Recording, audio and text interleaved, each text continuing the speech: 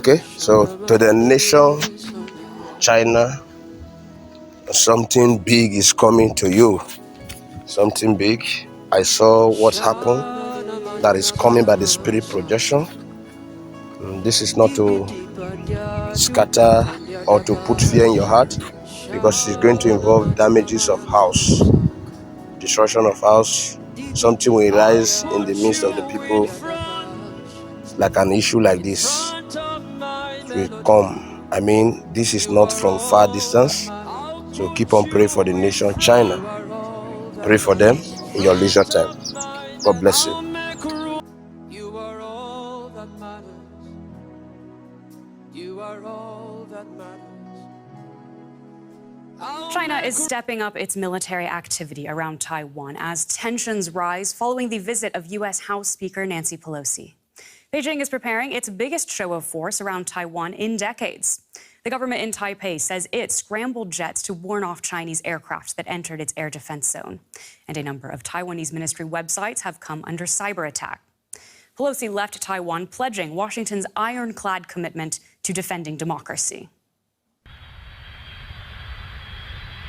The People's Liberation Army released these images of China launching its biggest show of force against Taiwan in decades. Navy and Air Force drills, indicated in blue, have encircled the self-governing island that China claims as its own. The drills included what Beijing called precision missile strikes in the Taiwan Strait. This new escalation comes as Beijing hits back for US House Speaker Nancy Pelosi's visit to Taipei. Pelosi reaffirmed US commitment to defending Taiwan's democracy, as the island's government scrambled jets to ward off Chinese aircraft encroaching on their airspace. Our government is even more resolute to safeguard the sovereignty and territorial integrity of our nation. In light of the current situation, our government will not only actively strengthen its self-defense capabilities, but will also maintain close ties with like-minded countries like the United States. The issue has dominated a meeting of the Association of Southeast Asian Nations in Cambodia's capital, Phnom Penh, with China and the United States joining the summit. In his opening remarks, China's foreign minister emphasised the political and security ties between China and ASEAN countries. We have guarded the peace. Facing the turbulence of the national security, the two sides have strengthened strategic communication, jointly tackled the challenges of various spillover effects, and jointly maintained the uneasily achieved stability in the region. ASEAN is positioning itself as a negotiator. It's called for all sides to de-escalate, warning a miscalculation could lead to open conflict. Let's take a closer look at all of this with DW's Jun Yan. Jun, what is the latest on military maneuvers around Taiwan right now?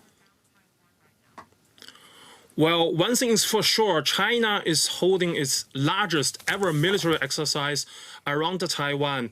And the Eastern Theater Command of the People's Liberation Army said long-range armed live-fire precision missile strikes were carried out on the selected targets in the eastern area of the Taiwan Strait.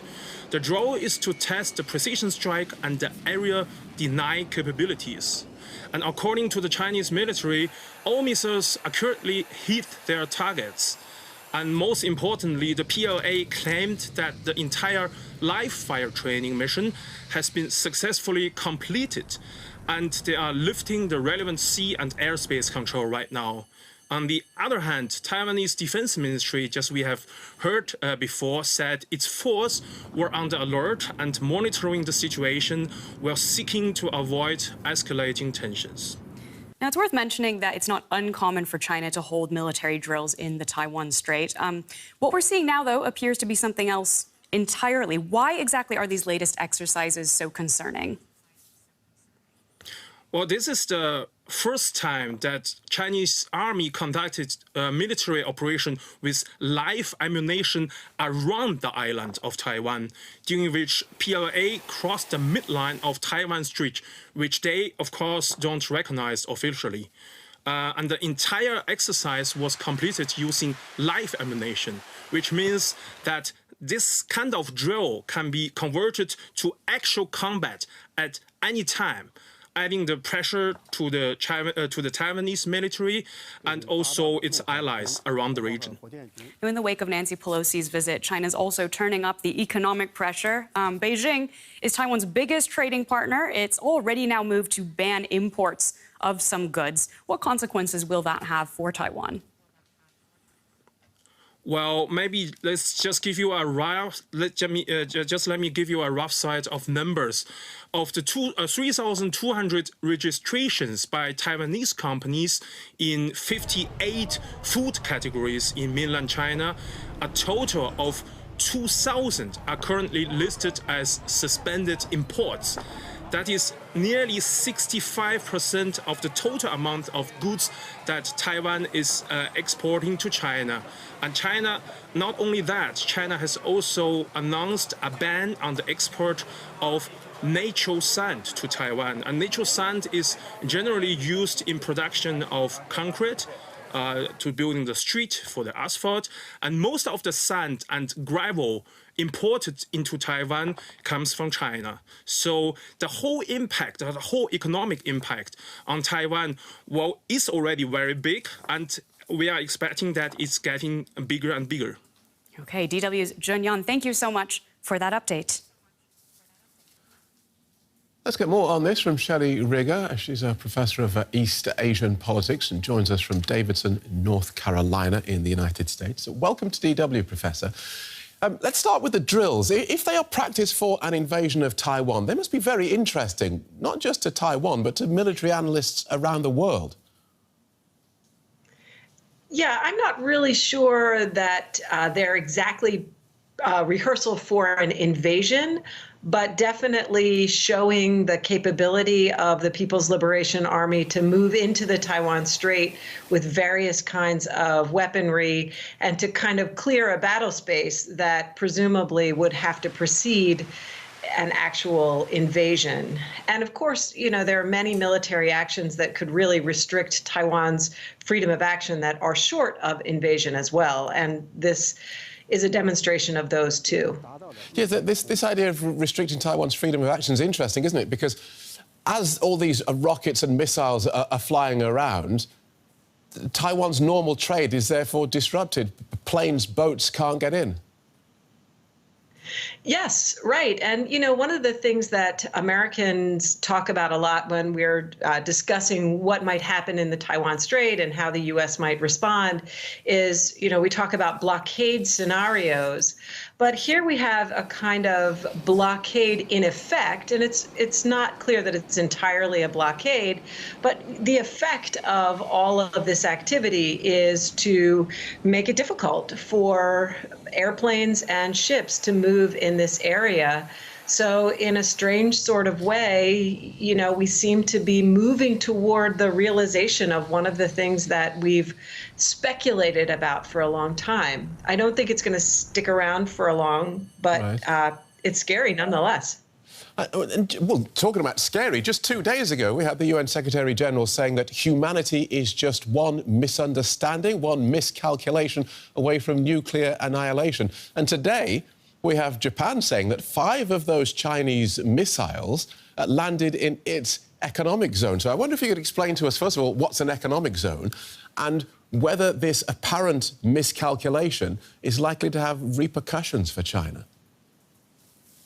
Right. One of the things about the East Asian maritime space is that it's very crowded, right? The South China Sea is very crowded, and what we might think of as the East China Sea or the Sea of Japan, they are also very crowded. And the Taiwan Strait is not very big either. So there is a lot of overlapping territorial claims, even if we go with land borders as the basis of those claims.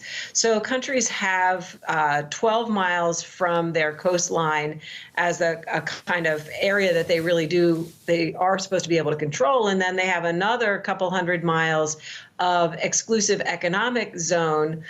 And there's just a lot of overlap. On top of that are the air defense identification zones that countries use to ensure that incoming aircraft, including and sort of typically, normally, commercial aircraft are notifying the airports on the ground and the towers on the ground of their arrival.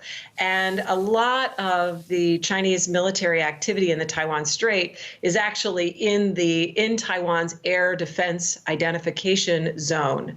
But in the last few days, it has moved even closer to the island of Taiwan. Right. And if it's closer to the island of Taiwan, especially on the north end, then it is not that far from Okinawa and other parts of Japan's territorial waters.